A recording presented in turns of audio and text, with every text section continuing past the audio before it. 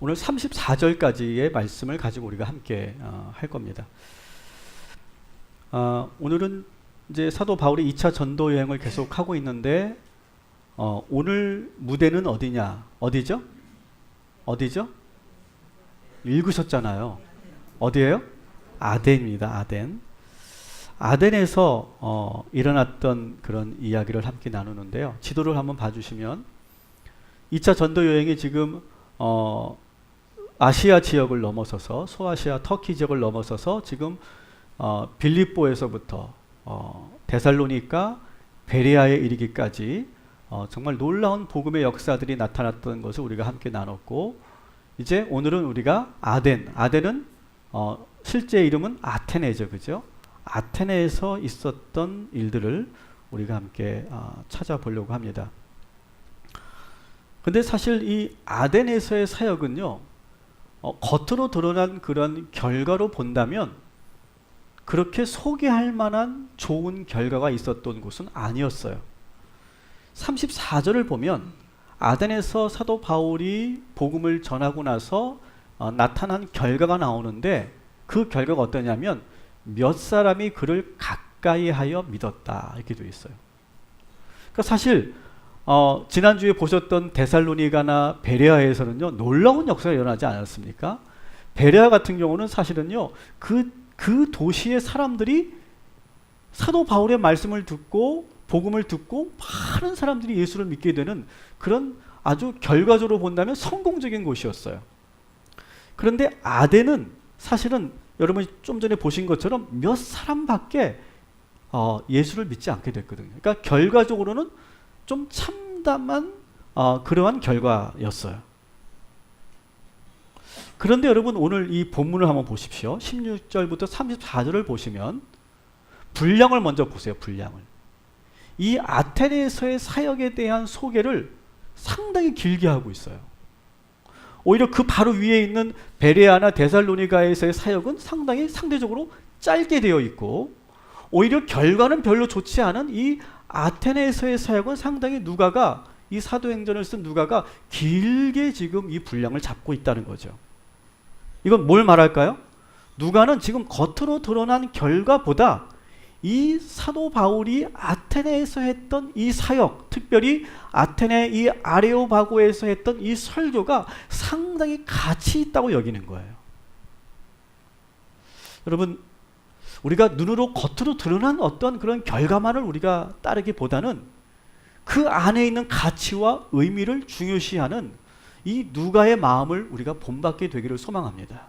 그래서 여러분, 한 주간도 좀 그런 마음이면 좋겠어요. 자꾸 눈에 띄고 눈에 좋은 것, 화려한 것, 그리고 좋은 그런 양적으로 많은 것, 그것만을 우리가 높이 평가하는 것이 아니라 그 행위 자체, 그 노력 자체, 그 결과가 비록 부족하지만 그렇게 열심히 했던 그런 과정 자체를 여러분 소중하게 여길 수 있는 그런 마음을 한번 한 주간 가지시면서 살아보시기를 바랍니다.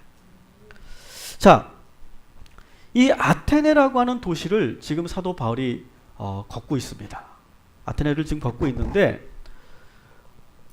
아테네의 도시를 쭉 걸으면서 사도 바울이 점점 마음이 불편해져요. 16절을 한번 같이 읽겠습니다. 시작. 바울이 아테네에서 그들을 기다리다가 그 성에 우상이 가득한 것을 보고 마음에 격분하여. 아멘. 자, 보세요. 그냥 아테네 거리를 걷고 있는데 점점 마음이 불편해지더니 어떻게 됐다고요? 마음이 격분했다. 화가 뭐 보통 화가 난 게 아니라 정말 화가 났던 것 같아요.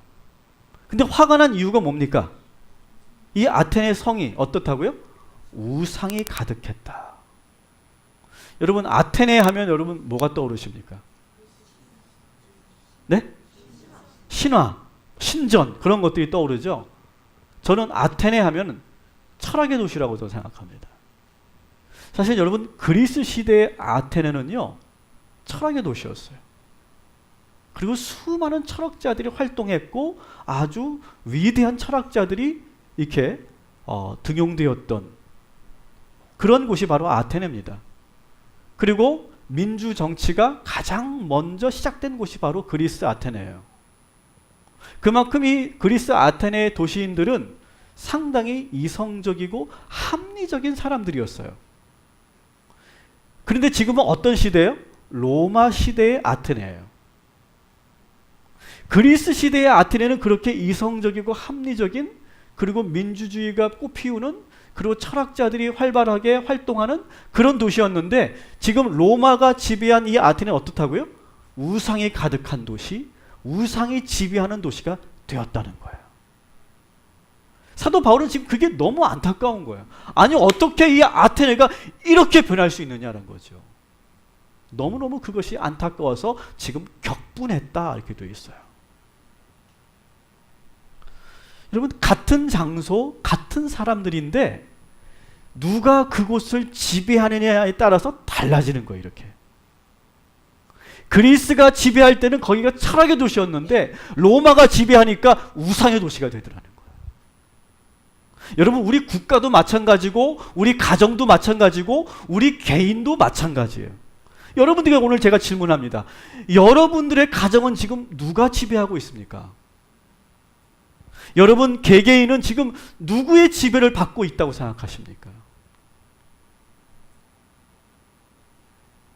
지금 오늘 이 예배를 드리고 설교를 하는데 꾸벅꾸벅 조시는 분들이 있어요. 그분들은 분명히 어제 축구를 봤을 거예요. 한국전만 봐야 되는데 독일, 스웨덴전까지 보신 분들이에요. 회개하시기 바랍니다. 그분들은 지금 뭐의 지배를 받는 거예요? 월드컵의 지배를 받고 있는 거예요.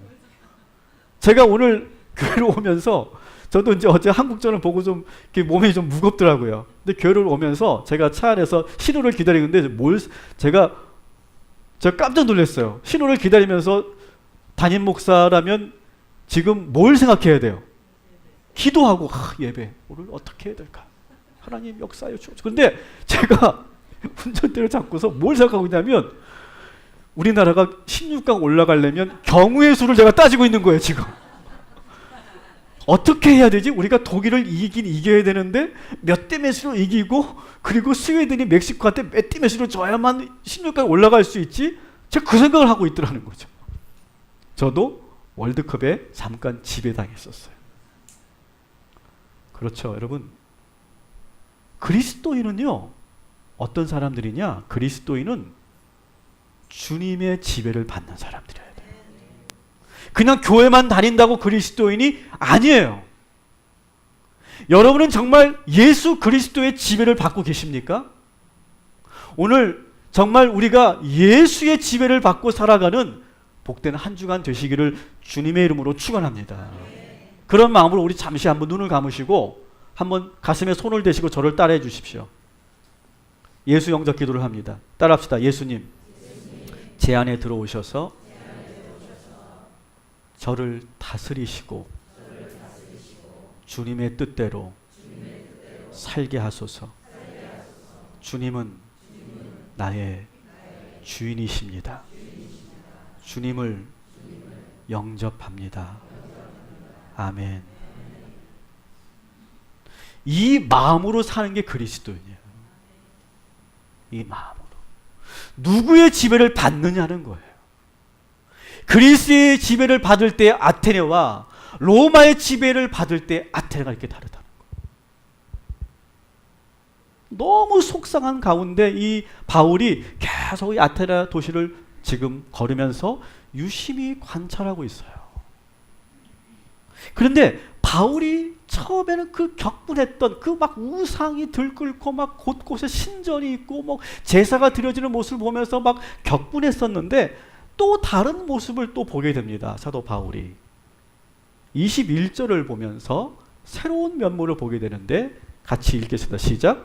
모든 아들 사람과 거기서 나그네 된 외국인들이 가장 새로운 것을 말하고 듣는 것 외에는 달리 시간을 쓰지 않음이더라. 아멘. 자, 보세요. 이 아테네가 철학의 도시였어요. 근데 그것이 많이 희석됐어요. 그런데 그래도 여전히 새로운 것을 받아들이고 그리고 배우려고 하는 지적 탐구의 열정이 여전히 남아있구나. 이 아테네가. 그 가능성을 본 거예요. 그래서 사도 바울이 지금 격분했던 마음을 다시 차분하게 가라앉히고 지금 쭉 걸으면서 이 아테네라고 하는 도시를 어떻게 전도할 것인지를 구상하고 있어요. 전략을 지금 구상하고 있는 거예요. 그리고 바울이 지금 아테네를 어떤 방식으로 전도하는지를 여러분 한번 잘 보십시오. 사도 바울은 가장 먼저 다른 곳에서 항상 그랬던 것처럼 가장 먼저 처음 도시에 들어가면 회당을 먼저 들어간다고 그랬죠. 자, 회당에 들어가서 바울의 행동을 한번 잘 유심히 보세요. 17절 같이 읽겠습니다. 시작. 회당에서는 유대인과 경건한 사람들과 또 장터에서는 날마다 만나는 사람들과 변론하니. 아멘. 자, 보세요. 뭐 한다고 돼 있어요? 변론한다고 돼 있어요. 이걸 우리가 눈여겨봐야 돼요. 여러분, 그 전까지 사도 바울은 다른 도시에서 회당에서 유대인들과 헬라인에게 뭐 했어요? 설교하고 선포했어요. 일방적으로. 그런데 여기서는 태도를 어떻게 했다고요? 조금 바꿨어요. 변론했어요. 그리고 18절을 보시면 같이 읽습니다. 시작. 어떤 에피쿠로스와 스토아 철학자들도 바울과 쟁론하였어요. 이 에피쿠로스는 여러분 아시죠? 철학자들이에요. 철학 학파 중에 하나예요.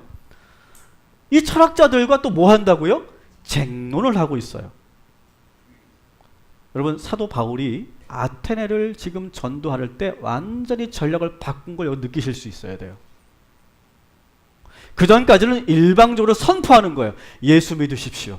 예수는 우리의 구원자 되시고 예수는 십자가에 달려 죽으셨으나 3일 만에 다시 살아나신 분입니다. 예수는 하나님의 아들이시고 예수를 믿으면 우리는 구원을 받습니다. 이런 식으로 복음을 선포했었는데 지금 이 아테네, 이 철학의 도시, 이 합리성의 도시에서 이 사도 바울의 전략을 바꾼 거예요. 쟁론을 하고 토론을 하고 있다는 거예요. 여러분, 토론이라는 건 뭐예요? 토론이라는 것은 일방적으로 말하는 게 아니죠. 토론은 뭐예요? 내가 말하면 상대방이 듣고 상대방이 내가 한 말에 대해서 논리적으로 논박하는 거예요. 서로가 대화하면서 서로가 논쟁하는 거예요. 때로는 내가 한 말을 상대방이 인정할 수도 있고 어때요? 안 할 수도 있는 거예요. 그러한 지금 쟁론을 벌이고 있고 토론을 하고 있는 거예요. 내가 얘기한 그 내용을 상대방이 논박할 수도 있어요. 논리적으로. 때로는 비판할 수도 있어요. 그걸 열어놓고 사도 바울은 유대인들과 그 헬라인들과 많은 철학자들과 지금 토론을 하는 자세로 지금 복음을 전하고 있다는 거예요. 이것이 다른 곳에서 전도하는 것과 완전히 다른 그러한 방법을 사용하고 있다는 것을 우리가 보게 돼요. 그렇게 토론을 하고 있는데 어떤 사람들이 사도 바울을 이렇게 조롱합니다. 18절 같이 읽습니다. 어떤 사람은 이르되 이 말쟁이가 무슨 말을 하고자 하느냐 하고. 여러분, 토론을 하다 보면 이렇게 약간 뭔가 비아냥거릴 때가 있잖아요. 그죠? 여러분, 썰전이나 백분 토론이나 이런 걸 보십시오. 그러면 서로가 막 얘기를 하면서 약간 막 이렇게 그 직접적으로 뭐 노골적으로 공격하지 않지만 은근히 이렇게 조롱하고 비판하는 경우가 있잖아요. 그런 식으로 지금 하는 거예요. 근데 사실 이 말쟁이라고 하는 이 표현이 상당히 조금 기분 나쁜 표현이에요. 이 말쟁이가 뭐냐 하면 곡식을 쪼아 먹는 새들. 여러분, 새들이 곡식 어떻게 쪼아 먹어요? 이렇게 쪼아 먹잖아요. 상당히 좀 저는 이렇게 재밌으라고 한 건 여러분 너무 진지하게 이 모습으로 보니까 좀 당황스럽습니다. 네, 좀 그렇게 좀 웃어주세요. 우리나라 식으로 말하면 참새가 시끄럽게 짹짹짹짹짹 거리면서 모이를 쪼아 먹는 것처럼 바울을 보는 거예요. 참 말쟁이네, 말쟁이. 여러분, 이런 말을 들으면 바울이나 여러분이라면 어떨까요? 상당히 기분 나쁘겠죠. 뭐? 너 지금 뭐라고 그랬어? 내가 말쟁이라고? 너 말 다 한 거야? 그렇게 해야 돼요. 근데 바울은 전혀 거기서 동요하지 않아요. 끝까지 이 철학자들과 이 아테네 도시인들과 토론을 하고 있어요. 여러분, 한 주간 누군가 토론하거나 논쟁을 하게 되는 자리가 있거나 어떤 그런 문제를 놓고 여러분이 대화를 하는 자리가 있다면 절대 화내지 마시기 바랍니다. 그리고 바울과 같은 이 자세로 차분하게 인내하면서 끝까지 잘 대화를 마무리할 수 있는 그런 지혜를, 성품을 갖게 되기를 주님의 이름으로 축원합니다. 자, 자, 그렇게 사도 바울이 화내지 않고 격분하지 않고 이 철학자들과 끝까지 이렇게 대화를 했더니 반응이 보여요. 야, 처음에는 말쟁이처럼 그렇게 보였고 말만 시끄럽게 떠드는 사람처럼 보였는데 가만히 들어보니까 이 사람이 지금 전하는 신에 대한 이야기가 들을만하다. 이렇게 판단해서 이 아테네 사람들이 특별히 이 철학자들이 그를 아레오바고로 초대를 합니다. 아레오바고에서 아예 공식적으로 사도 바울이 자기가 전하고 싶은 신에 대한 이야기를 전할 수 있도록 시간을 줘요. 19절 한번 같이 읽겠습니다. 시작.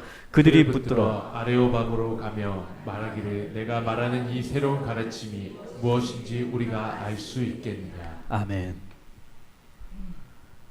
만일 여러분 바울이 여기서 말쟁이라고 막 그렇게 조롱했을 때 화를 내면서 막 그냥 나 안 해. 너 같은 놈들하고 내 대화 안 해. 가! 이렇게 하고 그냥 막 소리 지르고 막 그랬다면 아마 이런 기회가 없었을 거예요. 사도 바울이 노렸던 부분이 바로 이 부분이에요. 아, 이 아테네라고 한 도시는 여기서 내가 일방적으로 말해서도 안 되고 여기서 내가 뭔가 가르치려고 하는 것도 안 된다. 수평적인 대등한 관계에서 토론을 하다 보면 분명히 나한테 기회가 올 거다라고 하는 걸 알았던 거예요. 그래서 그가 정식으로 아레오바고의 초대를 받아요. 그러니까 아레오바고라고 하는 것은 아테네에 보면 아레스라고 하는 언덕이 있어요. 여러분 언덕 보이시죠? 이 언덕 바로 밑에 넓은 광장이 있어요.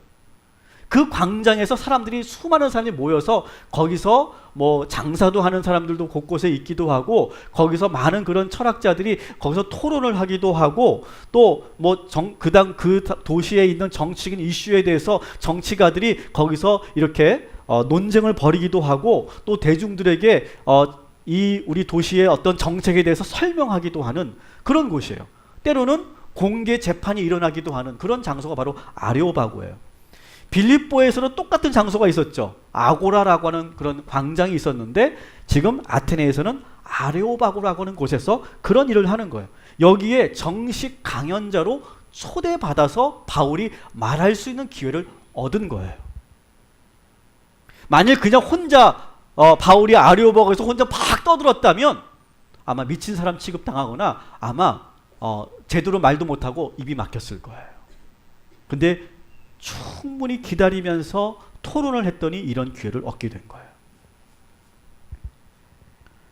자, 오늘 이 누가는 이 사도 바울이 아레오바고에서 했던 이 설교를 아주 비중 있게 다루고 있다고 제가 말씀드렸어요.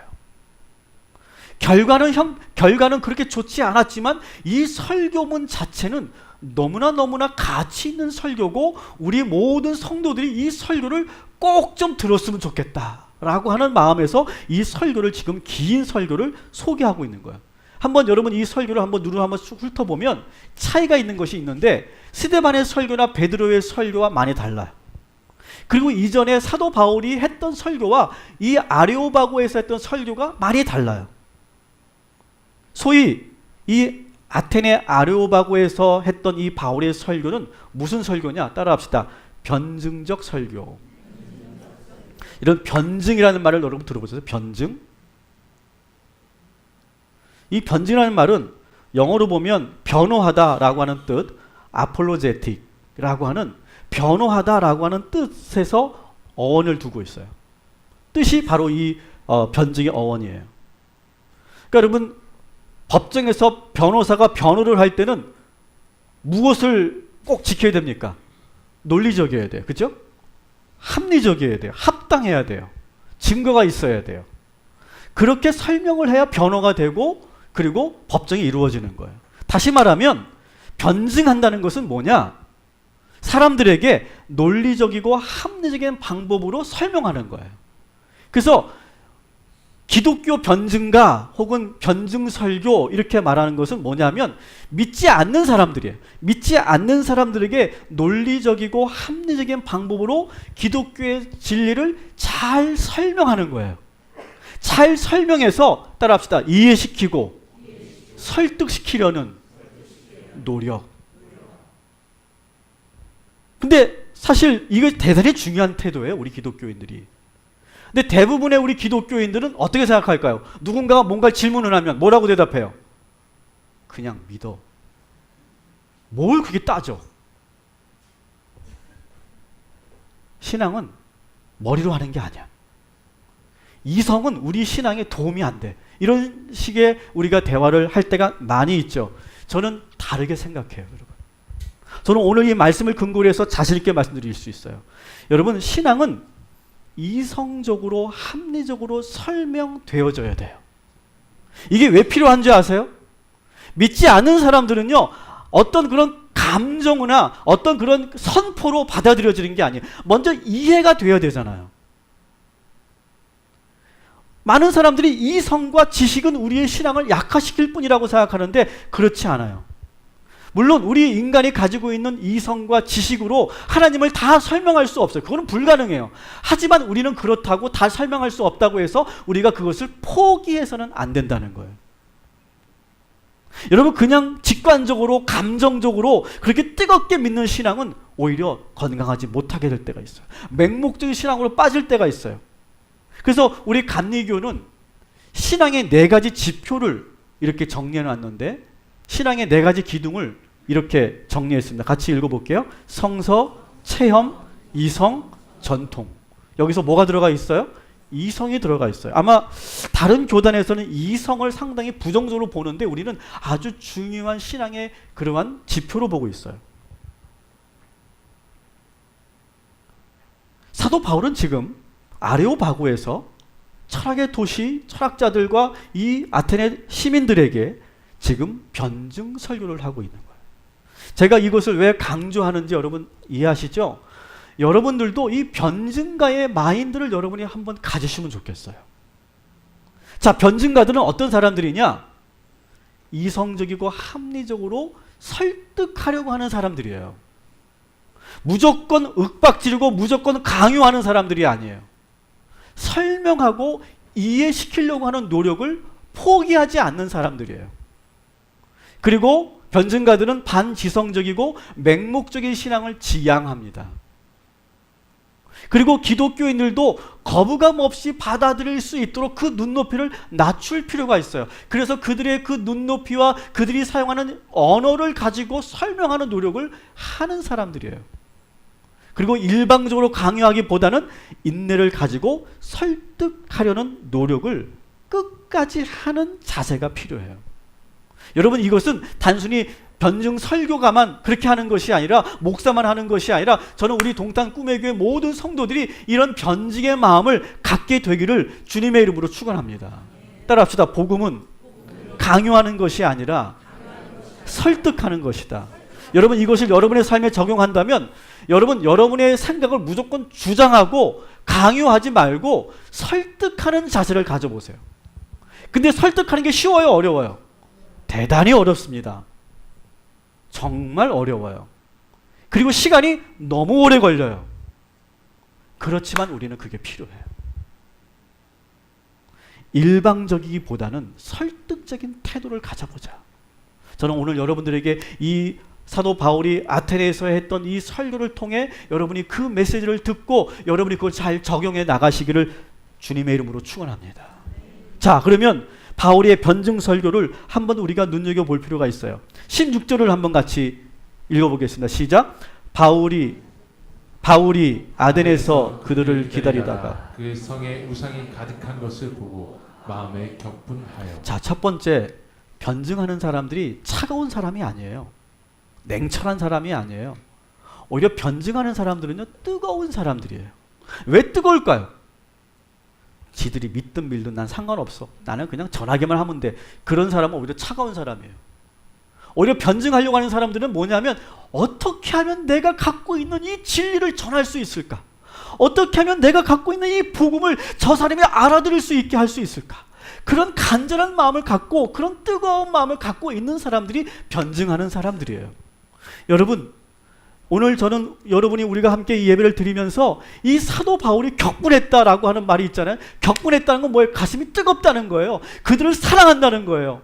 여러분, 사랑하지 않으면 그걸 보고서 제사 드리는 모습을 보면서 화를 내겠습니까? 지들은 저렇게 사는구나.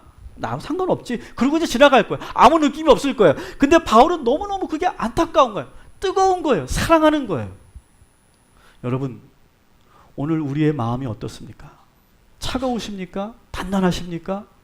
오늘 사도 바울처럼 이렇게 뜨거운 마음, 그리고 막 간절한 마음, 안타까운 심정으로 여러분 이 자리를, 이 예배를 마치시기를 주님의 이름으로 축원합니다.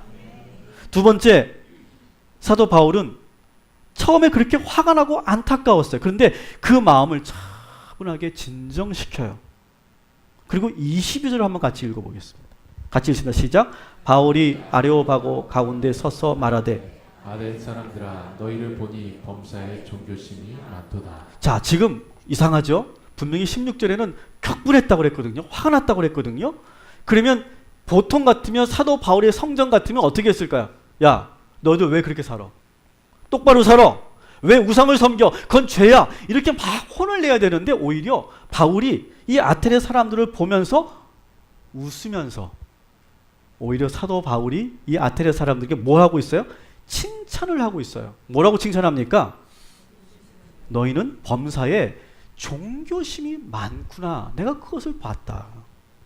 이걸 다시 한번 정중하게 표현해 보면 이런 거예요. 제가 보니까요, 우리 아테네 여러분들은 정말 영적인 분들이 많으신 것 같아요. 정말 종교적인 그런 열망이 뜨거우신 분들인 것 같아요.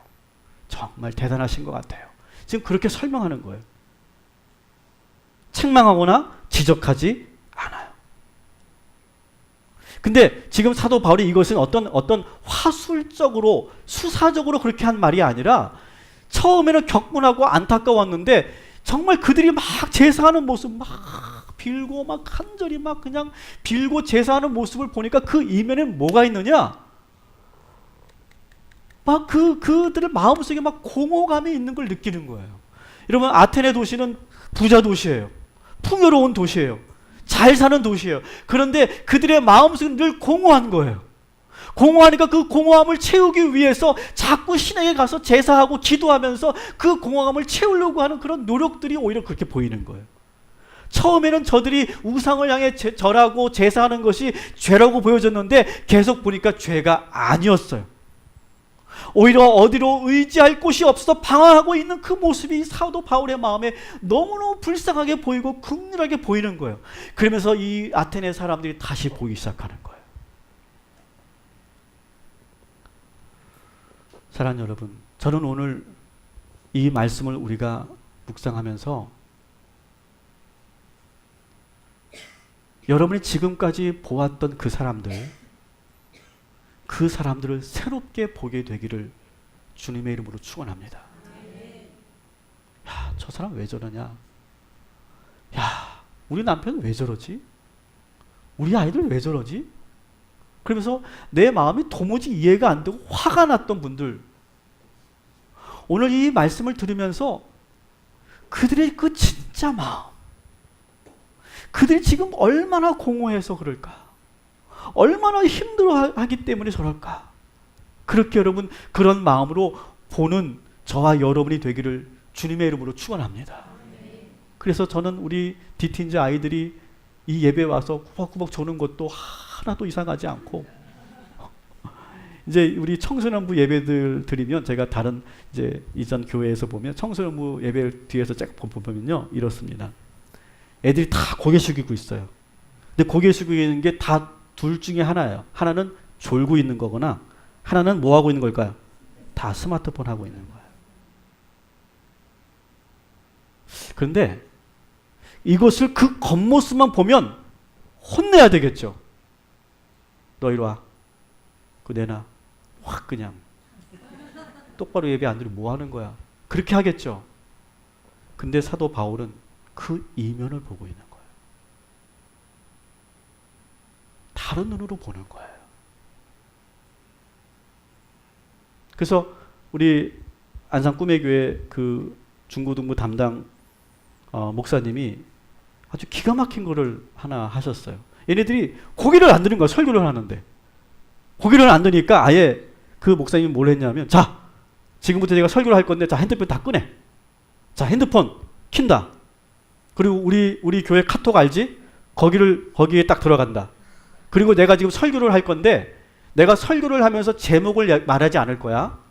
그런데 내가 설교를 한 10분간 할 건데, 길게도 안 할 거야. 10분간 설교할 건데 그 설교의 제목을 너희들이 한번 보내줘봐. 그랬더니 얘네들이 어안이 벙벙한 거야. 핸드폰을 넣으라고 하고 뺏는다고 그러고 막 그랬는데, 오히려 그렇게 하니까 얘네들이 설교를 듣더라는 거예요. 듣더니 자기들 나름대로 막 설교 제목을 넣더라는 거예요. 그래서 너는 아이 중에 가장 좋은 아이에게 선물을 주는 거예요. 그러니까 관점을 바꾸는 거죠.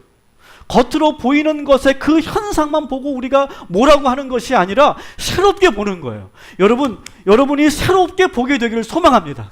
우리 아이들을 새롭게 보게 되기를 소망합니다. 우리 남편을 새롭게 보게 되기를 소망합니다. 여러분의 회사를 새롭게 보게 되기를 소망합니다. 여러분이 싫어하고 여러분이 경쟁하고 있는 그 사람들을 새롭게 보게 되기를 소망합니다.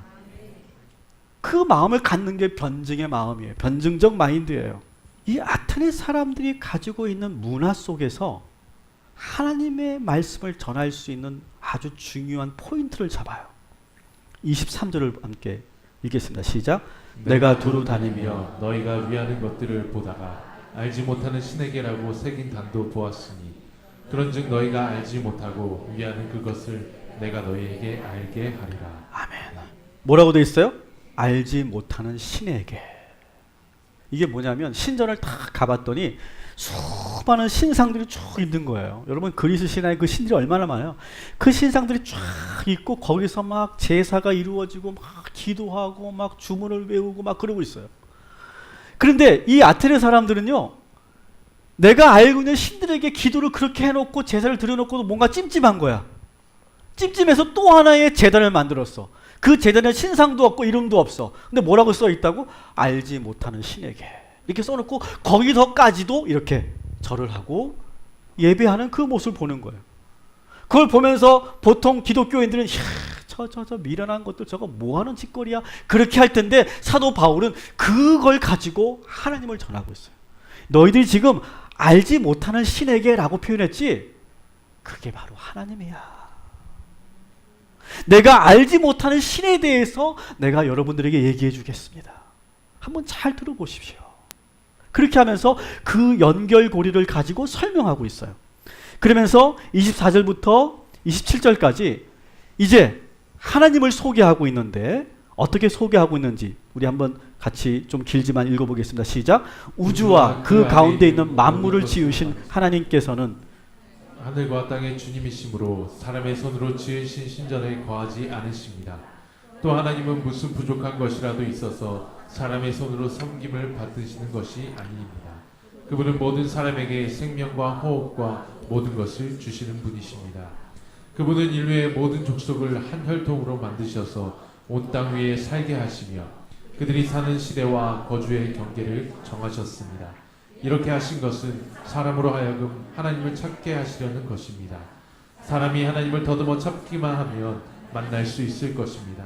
사실 하나님은 우리 각 사람에게서 멀지 떨어져 계시지 않습니다. 아멘. 자, 이 말씀을, 이거는 하나님에 대한 설명인데, 이 하나님을 설명하는, 잘 보세요. 여기서 여러분 특이한 것은 성경 구절이 없어요. 본문 한번 잘 보세요. 성경 구절을 인용하지 않아요. 이전에 스데반이나 사도 바울이나 베드로가 설교할 때는 구약의 말씀을 인용하잖아요. 근데 여기는 성경을 인용하지 않아요. 우리는 때로 착각할 때가 있어요. 믿지 않는 사람들에게 성경 말씀을 인용하고 들이대면 그 말씀을 듣고 그냥 고개 숙인다고 생각하는데 그렇지 않죠. 믿지 않는 사람들이 제일 싫어하는 게 뭐예요? 나는 믿지 않는 그 성경을 자꾸 우리가 강요할 때 사람들이 인정하지 않고요. 사도 바울은 그걸 잘 알고 있어요. 그래서 성경을 인용하지 않고 하나님을 소개하는데, 그가 소개하는 하나님을 한번 잘 들어보세요. 여러분 아테나 시민이라 생각하고 제가 한번 소개해 볼게요. 자, 여러분들은 지금 이 신전에서 정말 간절히 기도하고 제사를 드리고 계시는데, 저는 그런 생각을 했습니다. 정말 여러분들이 믿고 있는 그 신은 이 신전에만 존재할까요? 진짜 신이라면 이 신전에 갇혀 있지 않을 것 같습니다. 진짜 신은 저 우주 만물에 계십니다. 저 하늘 높은 곳에 계십니다. 이 좁디 좁은 이 신전에 계시지 않습니다.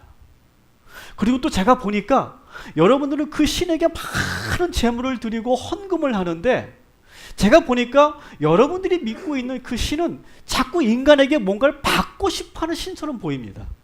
그러나 내가 믿고 있는, 제가 믿고 있는 하나님은 인간에게 뭔가를 뜯어내고 받는 존재가 아니라 무한한 것을 주시고 싶어하는 분이 우리 하나님이십니다. 여러분, 자꾸 뭔가를 들여가지고 뭔가를 얻어내려고 하지 마십시오. 여러분이 그냥 하나님을 부르기만 하면 하나님께서 여러분에게 많은 것들을 부어주실 것입니다. 그리고 한 가지 제가 말씀드릴게요. 여러분이 믿고 있는 수많은 신들 그 위에 진짜 신이 있다는 걸 여러분 이해하십니까? 진짜 완전한 신이 존재하고 있음을 여러분 잊지 말아 주십시오. 이렇게 지금 설명하고 있는 거예요. 그랬더니 아테네 시민들이 어땠을까요? 반응이 고개를 끄덕끄덕거려요. 왜 끄덕거리는 줄 아세요? 사도 바울이 지금 마지막 부분에서 뭘 설명했냐면 그 당시 그리스 철학에서 나왔던 이데아라고 하는 개념을 가지고 설명한 거예요. 여러분 철학개론 같은 수업을 여러분 들으신 분들은 아마 이해하실 거예요. 제가 이데아를 설명해 볼게요. 여러분 그 옆 밑에 있는 게 뭐예요? 수많이 있는 것들이 뭐예요? 뭐예요? 주여. 이 네모 박스에 들어있는 것들이 뭐냐고요? 삼각형이라고 합시다. 네, 삼각형이에요. 근데 모양이 다 다르죠? 다 다른데 뭐라고 부른다고요? 우리는 삼각형이라고 불러요. 왜 모양이 다른데 우리는 왜 삼각형이라고 할까? 가장 이상적인 삼각형을 우리는 마음에 가지고 있기 때문에 모양이 아무리 다르다 할지라도 다 삼각형이라는 것을 우리는 알고 있다. 이것이 바로 이데아라고 하는 개념이거든요. 이걸 가지고 괜히 했어. 철학 얘기 안 하는 건데. 이걸 가지고 지금 하나님을 소개하는 거예요. 이 신전에 이렇게 수많은 신들이 있다. 이 신들 위에 진짜 이데아가 되시는 하나님이라고 하는 분이 계신다 라고 설명을 했더니 이 아테네 사람들 수준이 높으니까 그것을 이해를 하는 거예요. 그리고 고개를 끄덕끄덕거리기 시작하는 거예요. 여러분 사도 바울은요 지금 이 아테네 시민들에게 정중하고 그리고 설득적이고 그리고 합리적으로 설명을 하고 있어요. 그랬더니 이 아테네 시민들이 반응이 나타나기 시작해요. 다시 우리 34절을 한번 보시면 어떤 반응이 나타납니까? 같이 읽습니다. 시작. 몇 사람이 그를 가까이하여 믿으니 그 중에는 아레오바고 관리 디오누시스와 다말이라 하는 여자와 또 다른 사람들도 있었더라. 네, 디오누시오죠. 디오누시오. 여기서 우리가 처음에는 몇 사람이라고 하니까 아테네에서의 사역은 실패했다 이렇게 평가한다고 그랬죠. 실제로 어떤 성서 주석가들은 사도 바울이 유일하게 실패한 사역지가 아테네다 이렇게 평가하기도 해요. 저는 전혀 그렇게 생각하지 않아요. 누가도 그렇게 생각하지 않기 때문에 이 변증설교를 길게 소개하고 있는 거거든요. 여기서 우리가 눈여겨봐야 될 것은요. 아레오바고 관리 디오누시오예요. 여러분 아레오바고는 어떤 곳이라고요? 토론이 이루어지는 학술 장소예요. 그 학술 장소를 관리하는 사람이라면 이 사람은 분명히 엘리트겠죠. 지식인이겠죠. 철학자였을 거예요. 그 사람이 사도 바울을 정식으로 초대한 거 아니겠어요? 초대해서 그 사람의 이야기를 듣는데 다른 사람들은 몰라도 이 디오니시오 마음에는 사도 바울의 이 합리적이고 변증적인 이 설교가 와닿은 거예요. 그러면서 하나님을 믿게 되고 예수를 믿게 되었다는 거예요. 그런데 여러분, 우리 빌립보에서 루디아가 예수를 믿게 되면서 어떤 변화가 일어났다고요?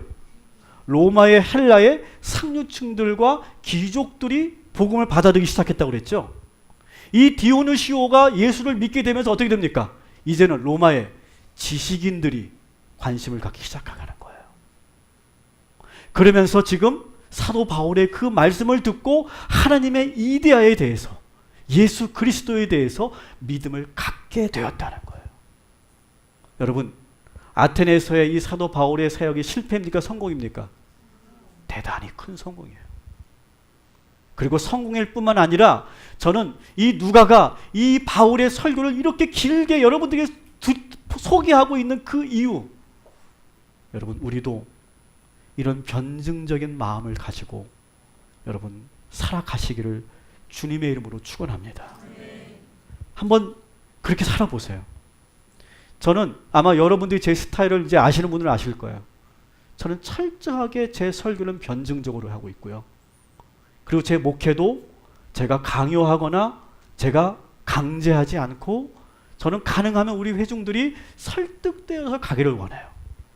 저는 충분히 대화하기를 원해요. 토론도 가능해요, 저하고. 그래서 제가 어느 분에게 제가 세 가족인데 그분에게 제가 말했어요. 성도님, 언제든지 제가 부족한 게 있으면 오셔서 말씀해 주십시오. 제가 듣겠습니다. 단 상처받지 않게만 해 주십시오. 저도 상처받을 수 있으니까. 하지만 언제든 제가 듣겠습니다. 듣고 내가 생각한 것보다 지금 그분이 생각한 게 맞으면 저는 언제든지 바꾸겠습니다. 전혀 그것은 저의 권위를 도전하는 것도 아니고 저는 그것이 합리적이면 저는 바꿀 수 있습니다. 제가 그렇게 목회를 하고 있습니까? 안 하고 있습니까? 하고 있습니까? 안 하고 있습니까? 완벽하지 않지만 노력하고 있습니다. 여러분, 우리 동탄 꿈의 교회 성도들은 여러분 이 사도 바울의 이 변증적인 마인드, 우리 동탄 꿈의 교회가 가지고 있는 이 독특하고 그리고 저는 가장 지혜로운 이 마인드를 우리 모두가 가지고 산다면 누구하고도 우리는 적대할 필요 없고 누구하고도 싸울 필요 없다고 생각해요. 하나님께서 여러분들에게 그런 관계의 복을 주시고 여러분들이 만나는 모든 사람들을 잘 설득해내고 이해시켜가면서 함께 위대한 일들을 만들어가는 저와 여러분 되시기를 주님의 이름으로 축원합니다.